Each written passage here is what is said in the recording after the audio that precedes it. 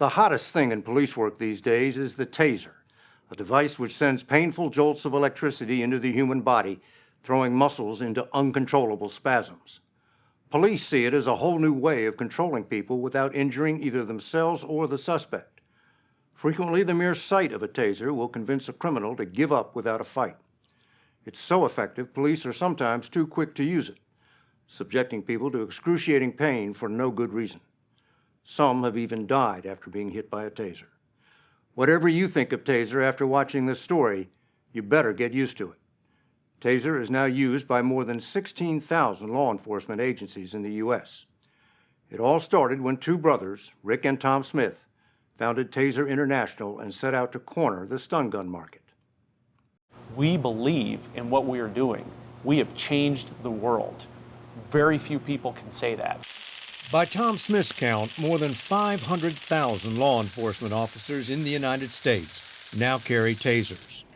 He and his brother Rick have taken what began as a backyard experiment and built it into a policeman's weapon of choice, a device which uses electricity to subdue unruly suspects without having to resort to the blunt force of a billy club or the deadly force of a firearm.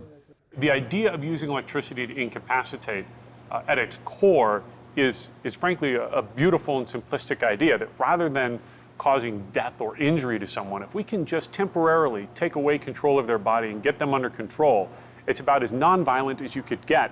The taser uses compressed gas to fire two small darts attached to copper wires. When they pierce the skin, the electric current flows through the body, seizing up the muscles and sending the suspect crashing to the ground, screaming in pain.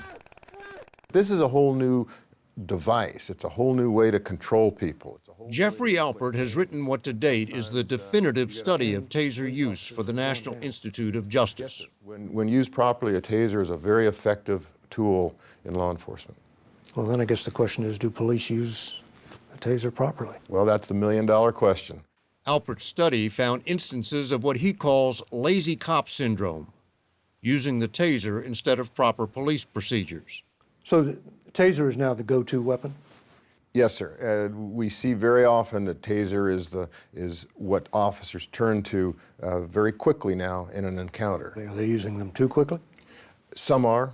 Some are using them way too fast. One of the police departments Alpert studied was Austin, Texas, where a police officer was suspended for 3 days after this traffic stop. I have no idea why you are... Step out of the vehicle. Take your seatbelt off, step out of the vehicle. The driver had been going 5 miles over the speed limit. I have no idea. Get to the back of the vehicle. Put your hands on the vehicle. Step to the back of the vehicle.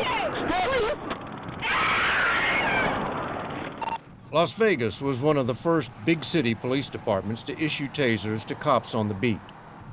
Marcus Martin, the department's chief taser instructor, says that in the first year they were used more than twice as often as they are now. When you consider in 2004 we had 573 uses, we're down to 247 at the end of 2010. So does that say officers were too quick to reach for the taser at first? I can only be frank with you. I think there might have been those instances, but that's the same with any tool that comes along. Again, we have to go back and we have to train that out of those officers. With all its high roller entertainment and hard party glitz, Las Vegas may be the only city in America where police end up in a standoff with a suicidal Elvis impersonator. And casualties are down on both sides. The number of suspects who had to be taken to the hospital after they were arrested has gone down every year since taser was brought in, and so has the number of policemen injured. Right now, tasers appears to be the best tool out there, and it's changed the face of police work forever. That's a bold statement. That is a bold statement. Now, why do you make a statement like that? There's a lot of misinformation out there, but the real information eventually does come out. The truth does come out that this person is alive today and that person is alive today, or this police officer is not harmed today because of this less than lethal device. The first taser was invented by space scientist Jack Cover. He designed it to look like a flashlight, fired it using gunpowder, and named it for one of his science fiction heroes, the Thomas A. Swift electric rifle, TASER. The Smith brothers struck a deal with Cover, and then they re-engineered his weapon. They drew straws and went out in the backyard to take the first hits from their new improved taser. First Tom, then Rick, standing in a pool of water. Today, they run a worldwide business from their over-the-top headquarters in Scottsdale, Arizona, which the Smith brothers designed from the ground up as a corporate statement. This is an iris scanner. Identification is completed. Allows access to the building without the need for keys. They don't have those at the Pentagon, you know. I did not know that, but It is part fortress, part tribute to Star Trek. we certainly, again, wanted that projection of high tech, that we're on a cutting edge. We're making things that are, right out of Hollywood. We're the wired version of a Star Trek phaser. The Smith brothers may not have invented the taser, but they certainly turned it into the household name it is today. They took a device that had been fired by gunpowder and converted it to compressed gas. That freed them from all the regulations which govern the use of firearms and turned Taser into a $100 million a year company. In the eyes of federal regulators, getting rid of the gunpowder converted Taser from a firearm to a run-of-the-mill consumer product. And that allowed the Smith brothers to corner the market. It moved it from a regulated weapon to an unregulated tool that allowed not only police officers but civilians to use them without any kind of mandated training or with any kind of mandated rules. The production line turns out 100,000 tasers a year with a combination of one-of-a-kind technology and old-fashioned manual assembly, all the way down to attaching the darts to their wires. How much of a jolt does it put out? It's putting out about 2.1 milliamps. It's a very, very low current. The battery that runs this is basically the same battery that would run a digital camera. So while the voltage is high, the amount of electricity or current the taser puts out is low. And that's the difference between being electrocuted and living to tell about it. I'm not a huge fan. Baltimore Police Commissioner Frederick Bielfield may be Taser's most reluctant customer. I recognize, one, the utility of this device. It makes the public safer in a lot of situations. It has helped contribute in some measure to reductions of deadly force. But you're not a fan. On a personal level, no. I'm absolutely not a fan. Bielfield is a third-generation cop who believes there are better ways than Taser to avoid the use of force. If you don't emphasize the training, and that's a key component, and the oversight, the use of them, it could lead you down a path of over-dependence on that device. That's been a chief concern that I've had, that we don't substitute our basic responsibility to a shortcutted method of deploying a taser to get people to comply. And he believes that, even though the Baltimore Police Department has used tasers for over 10 years. Even now, less than 500 of the devices deployed across the whole police department. I have 2,800 sworn members. What do the ones who don't get Taser think about it? They're clamoring for them. Officer James McCartan has carried a taser for 3 years. Do they all want it? I think everybody wants one, yes. You know, they're not all going to get it. I just talked to the commissioner.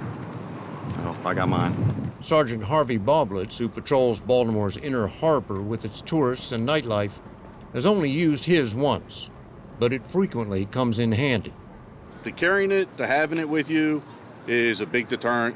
Down here, you get large crowds, protests, maybe some of the clubs, maybe you get out of hand. They see it, they want to go. They don't want to play with it. Taser is well known to the YouTube generation. Millions of people went online to watch the famous "Don't Tase Me, Bro" incident when a student disrupted a John Kerry event at the University of Florida in 2007. Don't tase me, bro. I didn't do it. Ow! Ow! Ow! It looked like they had him under control. Well, if those officers couldn't control him without using a taser, they need to be retrained and they need to be disciplined. Alpert calls this video of a distraught man refusing to go to the hospital a sad day for law enforcement.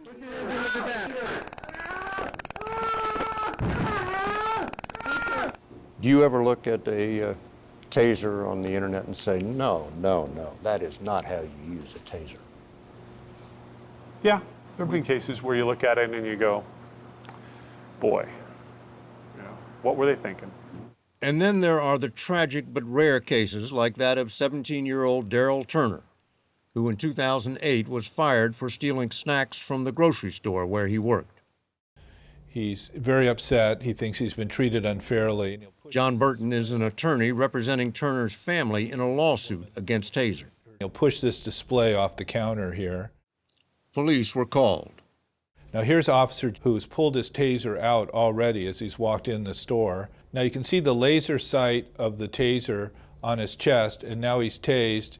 But Turner doesn't go down. The darts are too close together and don't incapacitate enough muscles. So the police officer keeps tasing him.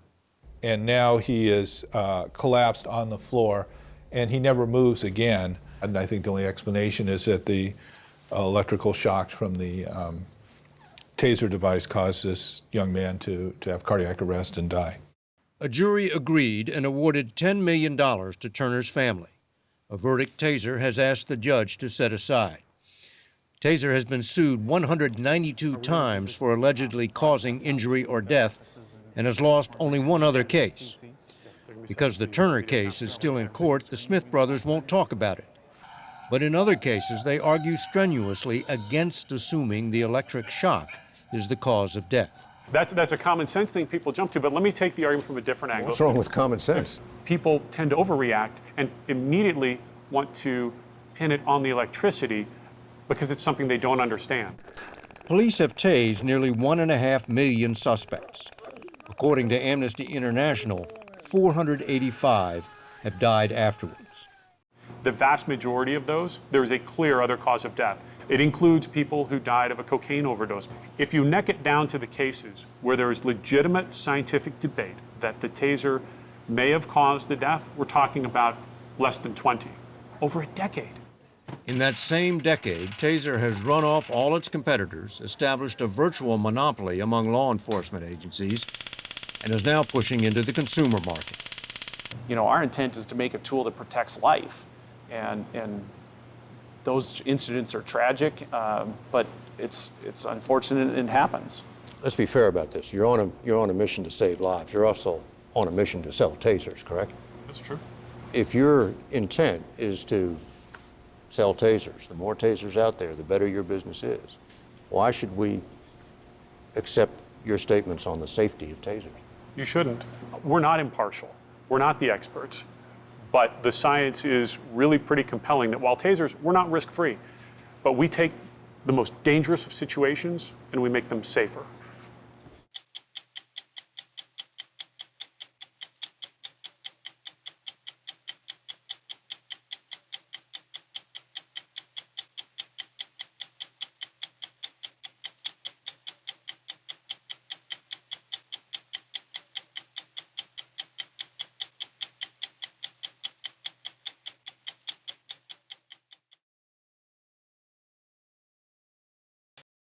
Buried in the charging documents in the George Floyd murder case is something called excited delirium.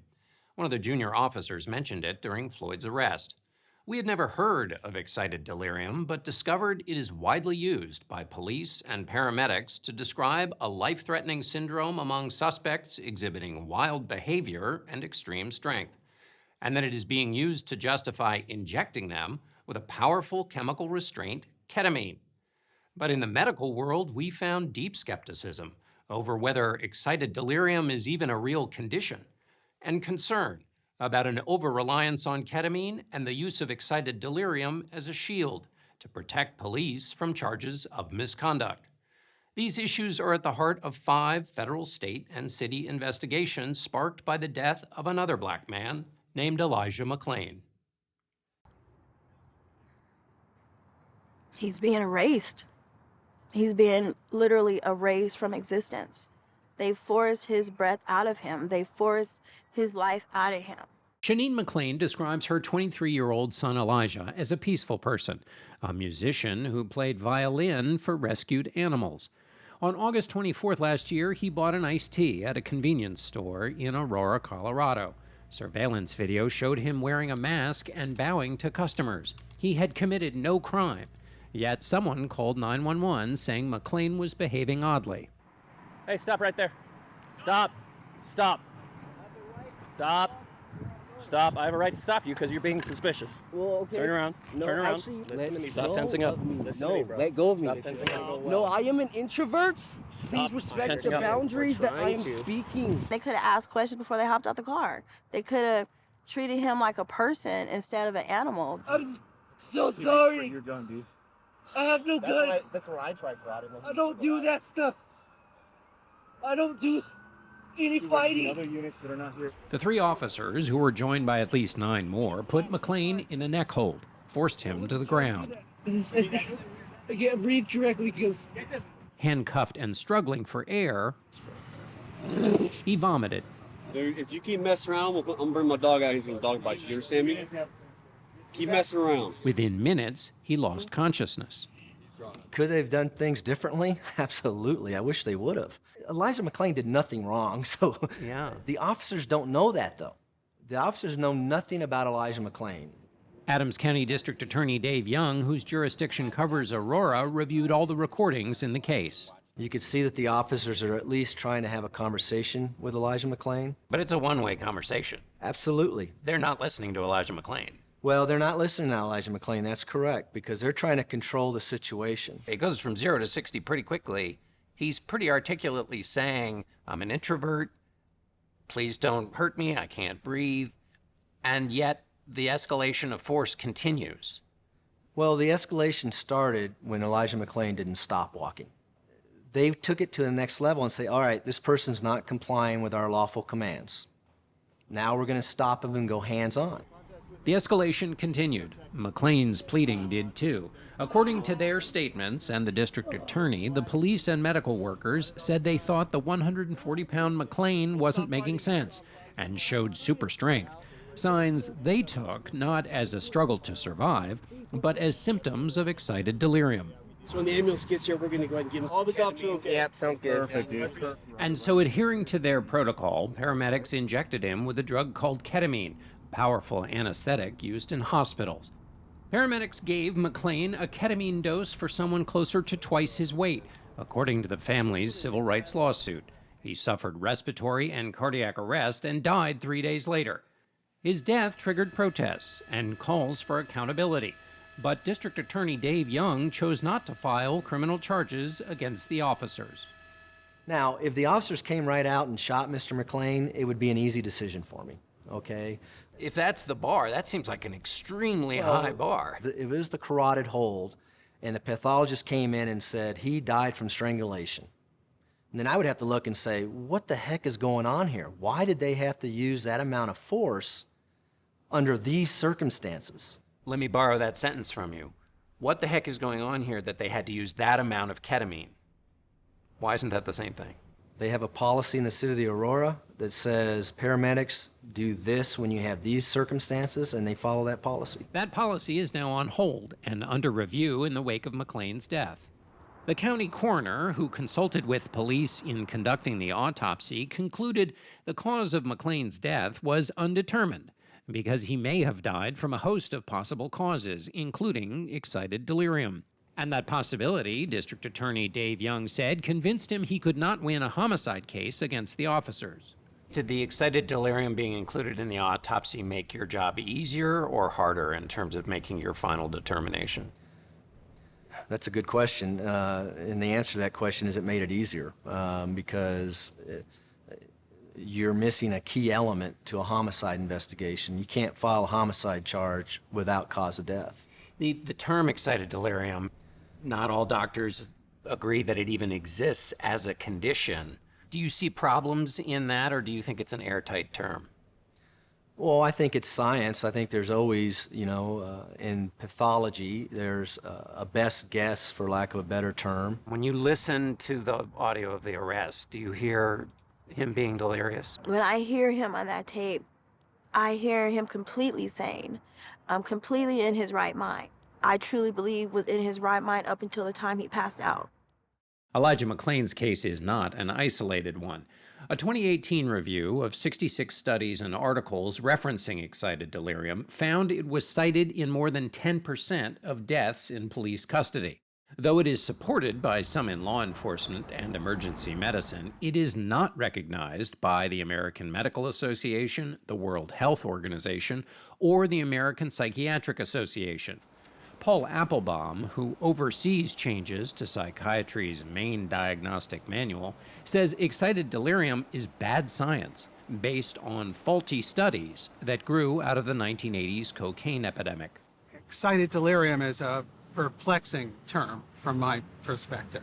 Perplexing why? It doesn't correspond to any discrete reality out there in the world. So it's a catch-all phrase? It's a wastebasket phrase. It also had utility for the police, since so many of the early cases and some of the continuing cases occur in police custody and result in death. It's a way of explaining what happened without necessarily bearing responsibility for it. If there's a bad outcome, you have a ready excuse at hand. And as Applebaum discovered, it is disproportionately associated with one sector of the population. They tend to be young, they tend to be male, and they tend to be African American. So what are people applying excited delirium to? Large numbers of people who are agitated and hard to control, often hard for the police to control. Should it be sufficient to just say they're hard to control? You might want to go beyond that and ask why they're agitated.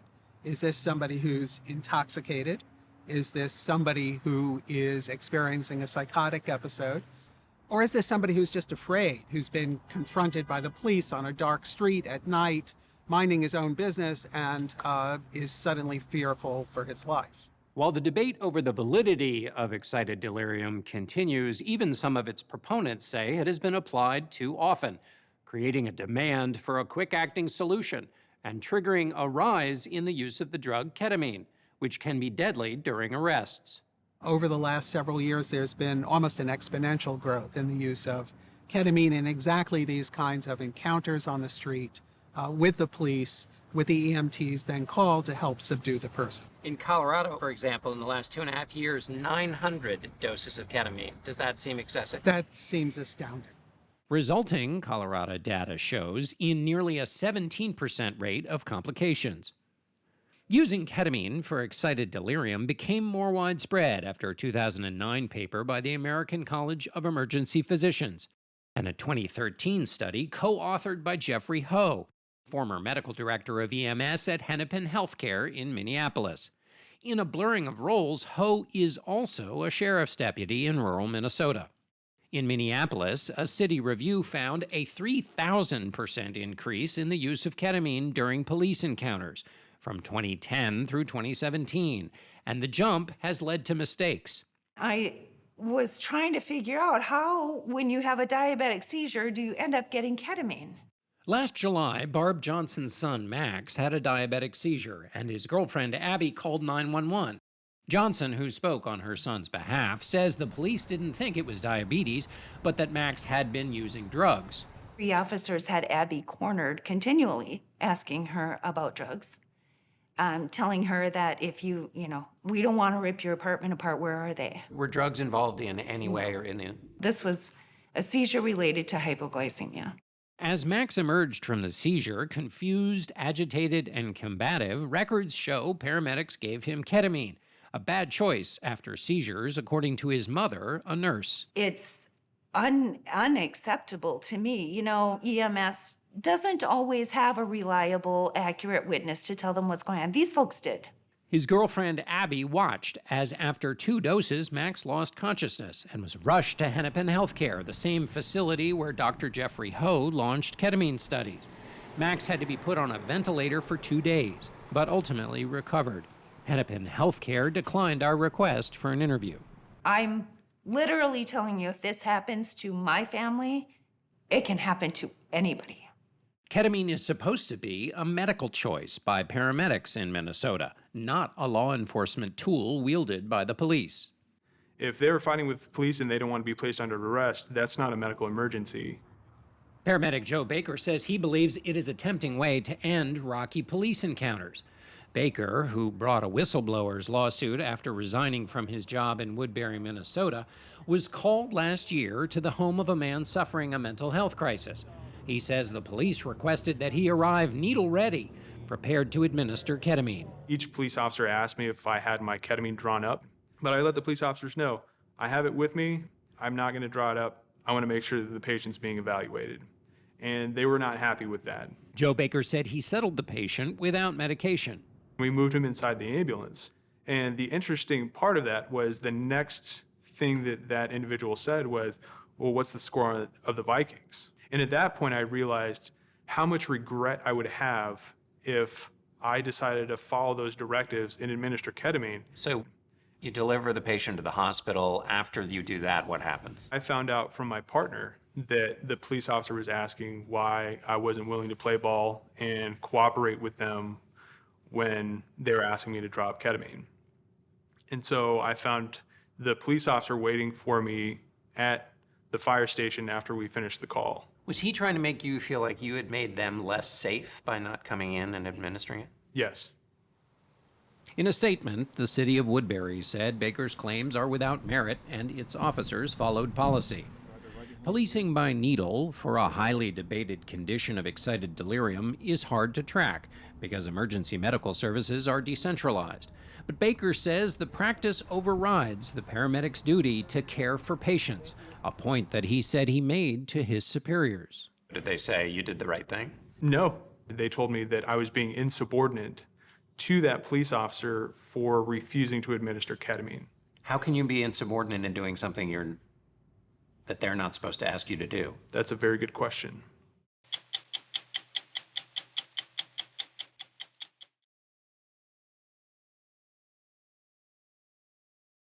Every time there's a massacre at a school, like the recent one in Oregon, it reignites the debate for more gun control. Not only because of the mass shootings, but because of the hundreds of incidents of gun violence every day on our streets and in our homes. One idea that keeps coming up is smart guns.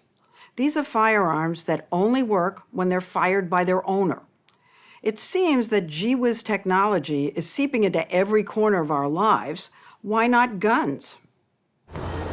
In the 2012 movie Skyfall, Q gives James Bond a smart gun that only he can activate. It's been coded to your palm print so only you can fire it. Later, when the bad guy gets a hold of it... Good luck with that. Firearms that recognize only their owner aren't just the stuff of movies. Army veteran Tom Lynch is developing a touchpad scanner that recognizes fingerprints, like an iPhone. Add it to an existing gun, and it's a smart gun. So it's recognizing you. It's recognizing me. Okay. Now. Now. It's unlocked. It's still on fire. Let it should me be able to try it. fire. Let's see if I can. Now pull the trigger. I can't even pull the trigger. That's the point. It's locked. It's locked. Other inventors are working on guns that recognize the squeeze of your grip, or unlock wirelessly if the shooter wears a watch or a ring. These guns would not have prevented many of the mass shootings because the gunmen own the firearms. But smart gun advocates say they could counter this all-too-common grim reality. A 14-year-old boy accidentally shot and killed his 9-year-old brother. Children shot and killed by other children. That tragic shooting, two friends playing with a gun when it goes off. Smart guns could curtail the number of suicides and cut down on the resale of stolen guns, estimated to be 230,000 every year. What good is a gun no one but the owner can fire? Shots fired in Johnson City of an officer down. And they would help on-duty cops. There was a struggle, and Clark grabbed Officer Smith's gun and shot him 2 times. And yet, with at least a half dozen smart guns in advanced development, and some ready for manufacturing, no major U.S. gun company is making them, and no gun dealer is willing to sell them. Why? Well, consider what happened to one Maryland gun dealer who tried. I like the way Sterling Arsenal actually painted this thing. Last year, Andy Raymond, co-owner of Engage Armament, announced that he'd sell the Armatix IP-1, a smart pistol made in Germany. Who did you think would be interested in that kind of a gun?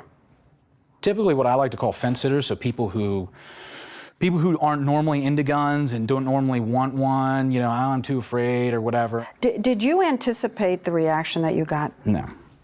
Within minutes of his announcement, angry emails and phone calls started coming. We got about 2,000 phone calls and maybe about the same emails. All against? Yeah, that was just in one day. I mean, it was insane. I mean, one person threatened to burn down the shop. Another person threatened that I would be raped. That was classic. You would be raped. Yeah. Did you get any death threats? Yeah, the crazies did come out of the woodwork. That's him that night, shaved head and whiskey bottle at his side. He stayed in his store to guard it and posted this video on Facebook. So anyway, obviously I received numerous death threats today. I really appreciate that. That's classy. That's a great thing for gun rights when you threaten to shoot somebody. He thinks the campaign against him was viral, not organized by the gun lobby. Though in his rant, he wondered why gun lovers and the National Rifle Association would oppose the sale of any gun. How can the NRA or people want to prohibit a gun when we're supposed to be pro-gun? We're supposed to say that any gun is good in the right person's hands. How can they say that a gun should be prohibited? How hypocritical is that? If you believe in the Second Amendment, the Second Amendment is absolute, that the right of the people to keep and bear arms shall not be infringed, then you should be able to buy whatever you want. What Andy didn't realize is that there's a long beleaguered history to these devices. 15 years ago, gunmaker Smith & Wesson promised the Clinton White House to develop smart guns as part of a deal to fend off liability litigation. Under the agreement, Smith & Wesson will develop smart guns that can be fired only by the adults who own them.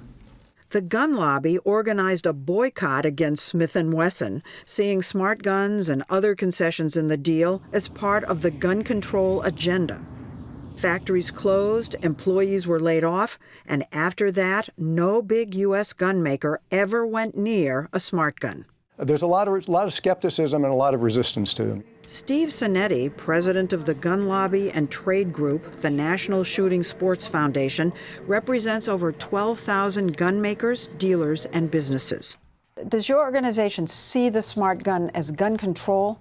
People that own guns are not the ones saying, "I'm the one that want this, please develop it." It's coming from the gun control side. It's coming from people who, frankly, really want to put as many obstacles to a gun going off as they can. Why are dealers who want to sell it, why are they being intimidated not to? Why not let the market decide? Well, if people don't want it, don't buy it.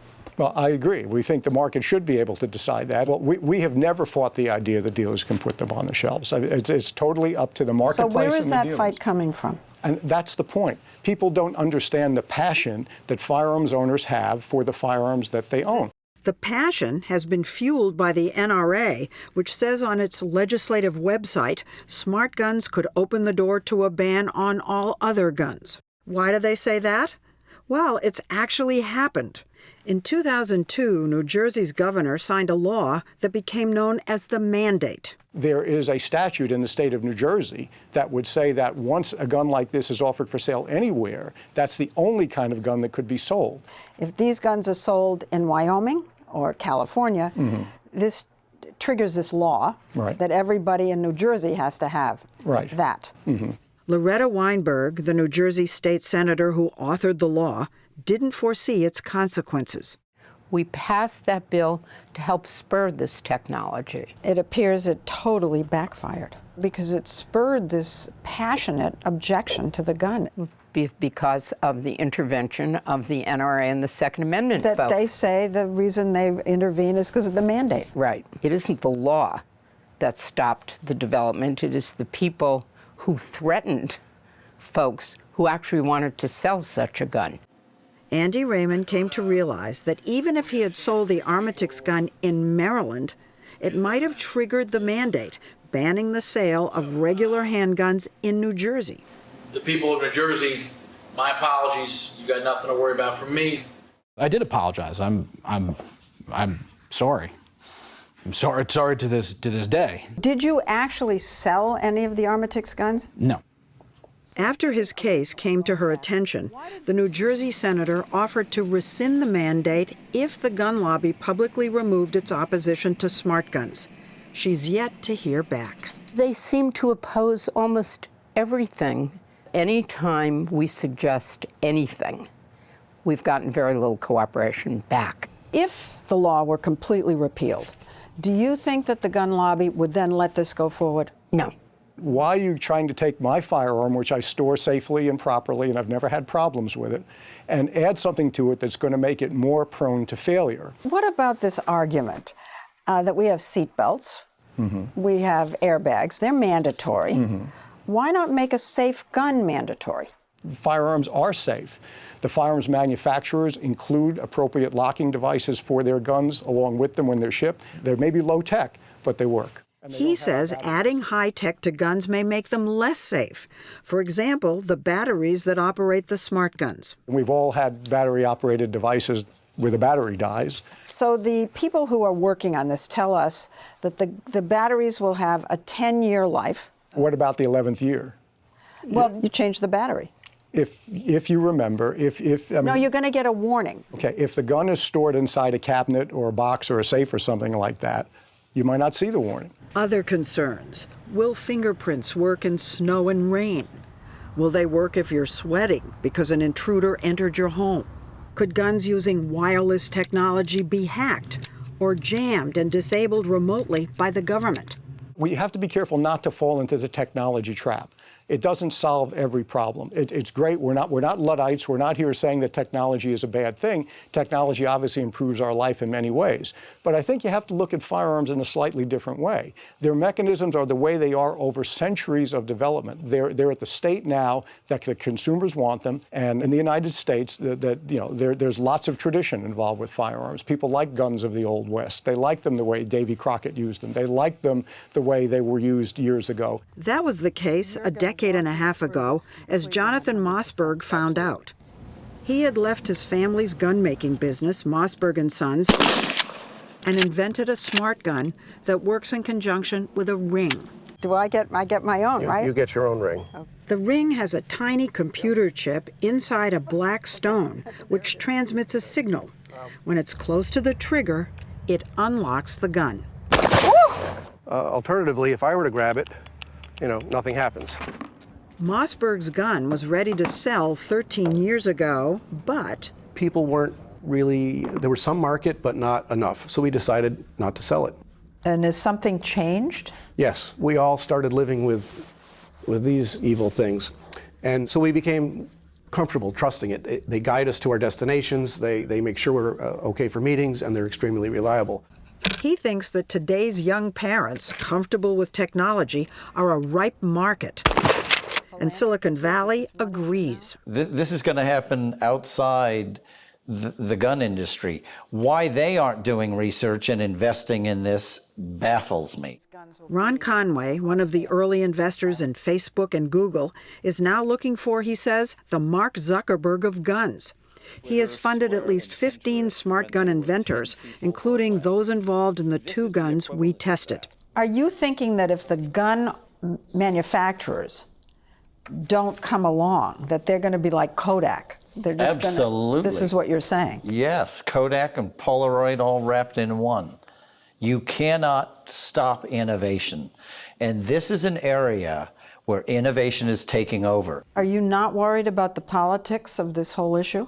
I think for technology and innovation, we have to ignore politics. Can you? Of course you can. But when it comes to guns, it's all about politics. Just ask Andy Raymond. I got caught up in the middle of something that was way beyond me, way beyond my capabilities, and got caught between 2 sides that, it was just, I will never, ever, ever touch anything else like that ever, ever again. Okay. As of today, you cannot find a smart gun to buy in the United States. Senator Loretta Weinberg told us that she plans to ask the New Jersey State Legislature to repeal the mandate, but replace it with a demand that dealers display at least 1 smart gun in their stores. Question is, will dealers be too gun shy? If this gun does take off, Would you sell it? Absolutely not. Ever? I would rather be shot by a smart gun than sell one.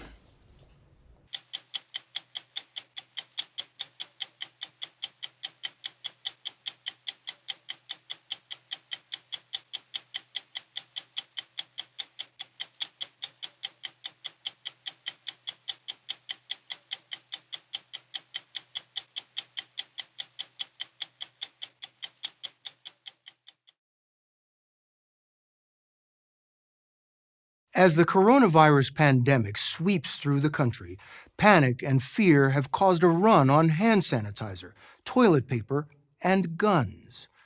Retailers tell us they have never seen such a surge in firearm sales. One kind of weapon that has been selling out is a build-it-yourself firearm known as a ghost gun because it skirts most federal gun laws. There's no background check and no serial number, making ghost guns invisible to police and almost impossible to trace when used in a crime. We were surprised that it is all perfectly legal. After a year and a half of reporting, we discovered that ghost guns, once mainly popular with gun enthusiasts, have also become a weapon of choice for criminals, manufactured by gangs and used in mass shootings. So this is ATF's Firearms Reference Library. We sought out America's top gun cops, the Bureau of Alcohol, Tobacco, Firearms, and Explosives, the ATF, to find out exactly what a ghost gun is. Thomas Chittum, ATF's Assistant Director of Field Operations, gave us rare access to its West Virginia weapons repository and told us the latest additions here are ghost guns. What's the difference between these two guns? Well, this is a firearm that was manufactured by a licensed manufacturer. The law requires them to mark them with certain markings, including a serial number. This is not marked. No background check is completed when you purchase it. It's made at home by somebody using commonly available hand tools. So they both do the same thing? They both shoot. As Chittum says, usually if you bought a gun at a store, it would have a traceable serial number, and you would need to pass a background check under federal law. A ghost gun can circumvent all of that because it's put together from unfinished, untraceable parts. It's virtually invisible to you in government. It also makes it challenging to keep it out of the hands of people who are not allowed to possess firearms. Up to that day, I never heard the term ghost gun. So I didn't even know what that was. Brian Muehlberger found out one day last November. There had been a mass shooting at his daughter's high school, and 15-year-old Gracie was murdered. They bring in one of the head doctors, and just like you see on the movies, he sits across from you with that real quiet, kind of solemn stare right at you. And I just remember saying, you know, I'm like, please, no, don't tell me the bad news, please. This was the aftermath at Saugus High School in Santa Clarita, California. A typical Thursday morning disrupted. The quad littered with backpacks after students dropped everything and fled for their lives. That's where Gracie was waiting for friends before class. She was about as close as I am to you right now. Shot her right through the backpack and right through her chest. And thankfully, he didn't aim at the back of her head. You know, at least we got to see her face one more time.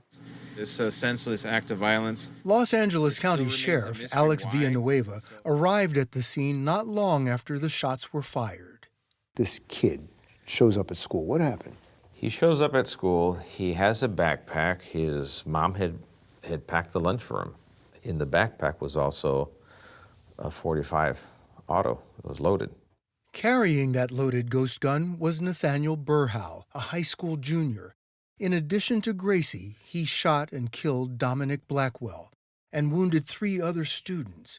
He saved the last round for himself. He was 16 years old. Mm-hmm. Just turned, that was his birthday. How does a 16-year-old get his hands on a gun? He's underage. Underage, but his father was a gun enthusiast and was in possession of a lot of weapons. They were ultimately confiscated because he was detained for psychiatric evaluation. So the father was not supposed to have guns. And all the weapons were removed legally at the time.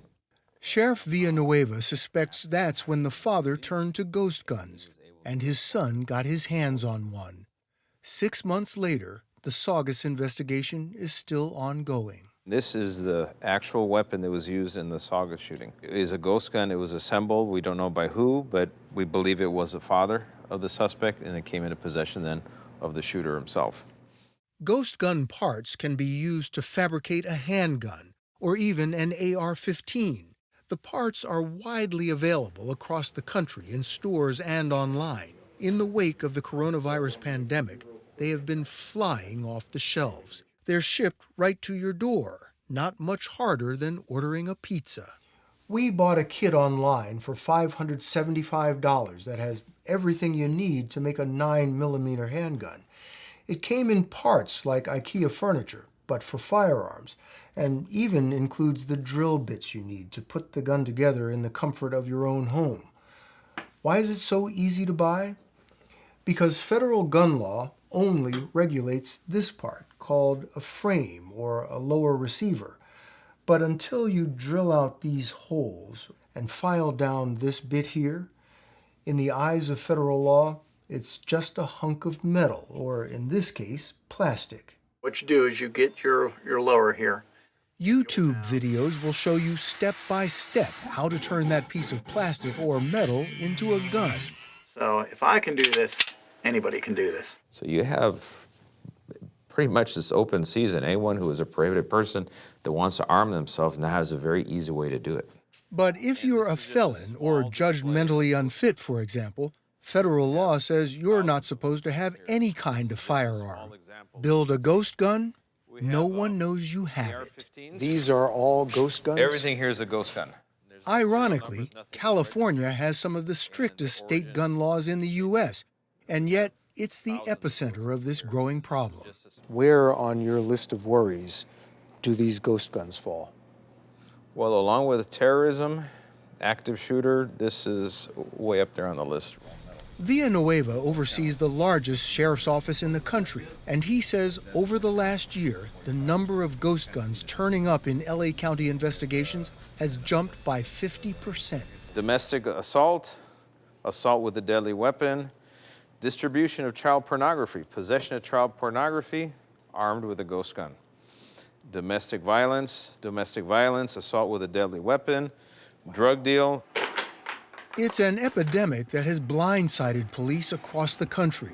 Without a serial number or paperwork, ghost guns are very difficult for law enforcement to trace or track. Which is why Thomas Chittum and the ATF are struggling to get a handle on the problem. How many of these guns are on the streets? You have no idea?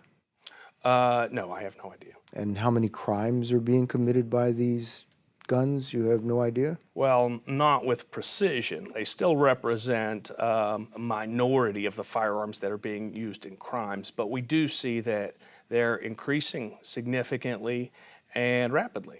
So you have no idea how many guns are out there, and you don't know who has them? Right. Here's what our reporting found, contacting local and national law enforcement over the course of a year and a half. At least 38 states and Washington, D.C. have seen criminal cases involving ghost guns. There were at least 4 mass shootings. Drop that gun! Violent police shootouts. High-profile busts of gangs making and selling ghost guns on the street. And cases involving terrorism and white supremacists. But Demetrius Karras says that's not his clientele at all. You can get the whole gun out the door for about $550. He is a former Marine and one of the first to get into the business of selling ghost gun parts in California 10 years ago. Between 300 and 500,000 individual units have passed through my hands. Over what period of time? The last 10 years. Sounds like a lot to me. That's just from your store? That's just from what I've been involved in. There's a lot of companies that are now in this industry, and there are multiple millions of these things that have been created throughout the country at this point. So who is buying these kits? It's guys in hard hats. It's also the people who like to work with their hands and do this sort of thing anyway. I'd say hogwash to that entire idea. Hogwash. Hogwash, absolute hogwash. The only people that are interested in that are not enthusiasts into, tinker around with machines. Hobbyists. No, they're not hobbyists. These are people that should never have a firearm, and that's how they found a way to get one. Karras insists the store where he now works, which touts just how invisible their ghost gun parts are, That thing looks cool. I really like it. has safeguards to prevent ghost gun parts from getting into the wrong hands. And what are they? I'm not going to get too much into it because it would undermine our ability to use them. Do you ever worry that someone who's buying one of these kits might have mental illness or, be planning to use an AR-15 for something that's horrible, unimaginable? Does a car salesman worry that someone might take a car that they've sold to them and drive it through a crowd of people? So you see them as the same? I do. Karras's home state, California, is phasing in a law to regulate ghost gun parts like regular firearms. 3 other states and the District of Columbia have passed their own restrictions. But Villanueva says that's not enough. We need national laws, or federal, from Congress, that covers a total ban on the creation or the selling of these ghost gun kits. State by state is not going to do it? It doesn't, because then you can just defeat it by going to another state. Hey, what's up, dude? In today's political climate, new federal gun control measures seem unlikely. Cool. You're all set, man. Thanks a lot, dude. So that leaves it to the ATF to determine what is and is not a gun. Currently, ATF says this is not a gun. But the ATF has changed its thinking on similar issues recently. After the 2017 massacre in Las Vegas, the ATF and the Department of Justice banned bump stocks, an accessory that turns semi-automatic weapons into machine guns.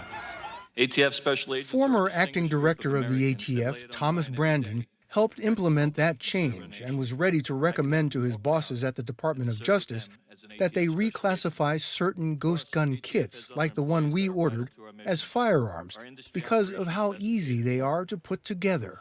You were alarmed at what you were seeing? Yeah.